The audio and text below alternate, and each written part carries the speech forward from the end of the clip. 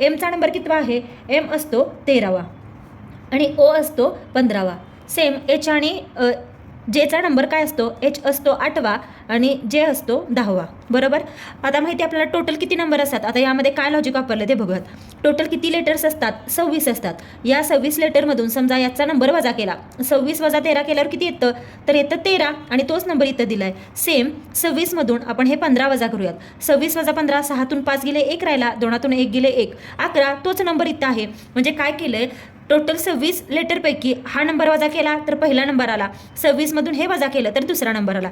आता म्हणून same logic आपण इथे वापरून बघूयात. 26 लेटर असतात, त्यातून एचचा नंबर आहे 8, मग 26 वजा 8 केलं तर किती आलं? 18 आलं. म्हणजे पहिला आपल्याला नंबर भेटला 18. सेम दुसरं काढायचं आपल्याला, तर 26 वजा जेचा नंबर आहे 10 ते वजा करू. मग 26 वजा 10 किती आलं? तर आलं 16. म्हणजे हा दुसरा नंबर आला. म्हणजे आपला आन्सर काय झालं? 18, 16.